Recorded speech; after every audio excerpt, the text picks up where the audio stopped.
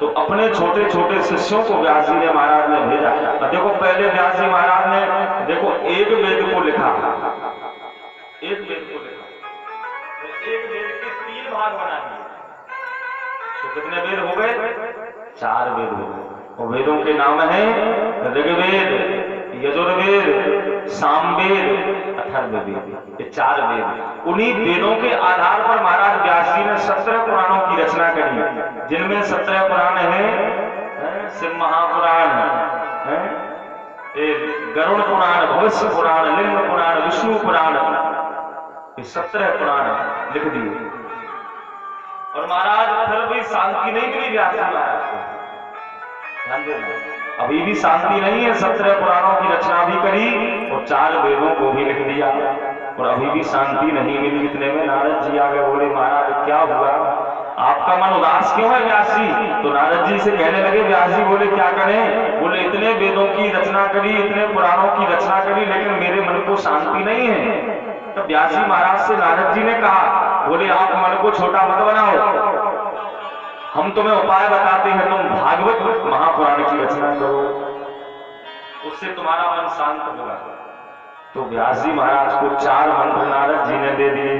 नारद जी ने कहा, यही 4 मंत्र मेरे पिता ब्रह्मा ने मुझे दिए थे और वही 4 मंत्र हम तुम्हें देते हैं। तुम इस 4 मंत्रों से विस्तार करो और श्रीमद् भागवत महापुराण की रचना करो। तब व्यास जी ने उसी 4 मंत्रों के आधार पर श्रीमद् भागवत महापुराण को लिख दिया। तो देखो सब पुराणों में सबसे श्रेष्ठ पुराण है तो केवल श्रीमद् भागवत महापुराण है, सब पुराणों में। इसलिए तो भैया ऐसे श्रीमद् लगा हुआ है, श्रीमद् भागवत महापुराण। किसी पुराण में श्रीमद् नहीं लगा है, इसलिए श्रीमद् भागवत महापुराण भगवान श्री कृष्ण ही हैं साक्षात। बोलिए भागवत महापुराण की जय। नारद जी कहने लगे, बोले व्यास जी मन को छोटा मत बनाओ, संत की कृपा सबसे ऊंची होती है, क्योंकि संत की कृपा एक बार यदि हमें मिल जाए तो जीवन को संभाल देती है। क्योंकि कहते हैं कि गुरु गोविंद दो खरे काके लागू पाए, कि गुरु गोविंद दो खरे काके लागू पाए। ओ बलिहारी गुरुदेव की जो गोविंद दियो। गुरु जी खड़े हैं, गोविंद खड़े हैं, तो बनाओ गुरु और गोविंद में सबसे बड़ी कृपा किसकी होगी? बोलो, गुरु की कृपा होगी, क्योंकि गुरु गोविंद दो खड़े काके लागू पाए।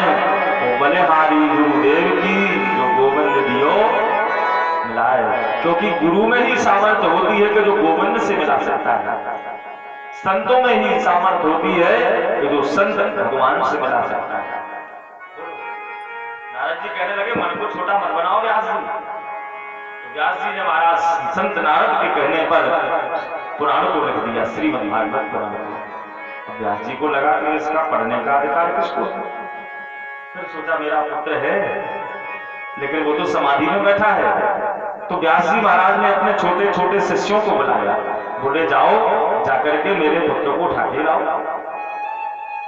तो व्यास जी महाराज ने बताया और अपने शिष्यों को आधा श्लोक सिखा दिया। बोले ये श्लोक मेरे पुत्र के सामने सुना देना, खड़े खड़े होकर। तो व्यास जी के नन्हे नन्हे से शिष्य जाते हैं किसके पास? जहां सुखदेव जी समाधि में बैठे थे और बढ़िया सुंदर श्लोक गाने लगे। बड़ा प्यारा श्लोक है। श्लोक कब का है? जब पूतना दोनों स्तनों में जहर लगा के आई थी, कब का श्लोक है? तो शिष्य गाने लगे कि अहो बकीयम स्तनकालकूटम, कालकूट विष लगा के आई थी कि अहो बकीयम स्तनकालकूटम जिंघासयापायदा प्रसादी लेभे गतिंधातृचतां ततोन्यं कंबा दयालुं शरणं व्रजे, कंबा दयालुं शरणं व्रजे। जैसे ही व्यास जी के शिष्यों ने आधा श्लोक गाया व्यास जी महाराज के शिष्यों ने जैसे ही आधा श्लोक गाया तो सुखदेव जी की समाधि खुल जाती है, टूट जाती है समाधि। और व्यास जी के शिष्यों से कहने लगे, सुखदेव जी बोले पूरा सुनाओ। शिष्यों ने हाथ जोड़ लिए, बोले पूरा सुनना है तो अपने पिता के पास चलो, मैंने भी पूरा नहीं सीखा है, मुझे आता नहीं है, अगर पूरा सीखना है पूरा सुनना है तो पिता के पास चलो। वो इतना ही कहा महाराज सुखदेव जी की समाधि फिर लग गई। तो व्यास जी के शिष्य फिर भागे भागे व्यास जी के पास में पहुंचे। व्यास जी ने कहा क्या हुआ? बोले क्या हुआ? बोले मैंने आधा श्लोक गाया तो बोले उठ गए थे समाधि से। वो बोले वो तो कहने लगे पूरा सुनाओ, तो हमने कह दिया पूरा मैंने सीखा नहीं है। तो बोले फिर से समाधि लग गई, क्या करें? तो व्यास जी ने दूसरी बार फिर भेजा, बोले अपनी बार दूसरी बार भर जाओ। तो दूसरा श्लोक फिर सिखाया, शिष्यों से कहा। तो शिष्य पहुंच गए सुखदेव जी के पास और कहने लगे कि वरहा पीरम नट बर बपुः कर्णयो कर्णका, वरहा पीरम नट बर बपुः कर्णयो कर्णका, दुःखदवासा करक कपिशं भजन्ति चमारा। केवल आधा श्लोक है, पूरा नहीं सुनाया, केवल आधा। और जैसे ही ये श्लोक सुनाया, कितना सुंदर श्लोक है। और ये श्लोक कब का है? बोले जब भगवान कालिया नाम पर नृत्य कर रहे थे, बड़ा ही सुंदर, बड़ी सुंदर प्यारी झांकी थी कि वरहा पीरम नट बर बपुः कर्णयो कर्णकारं, विप्रवासा कनक कपिशं भजन्ति चमारा।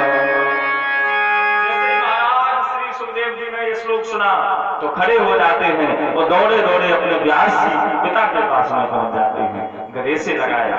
और आज श्रीमद् भागवत का दान सुखदेव जी को दे दिया। बोले लो बेटा, इसको पढ़ना और लोगों को सुनाना, शायद लोगों की बुद्धि बदल जाए।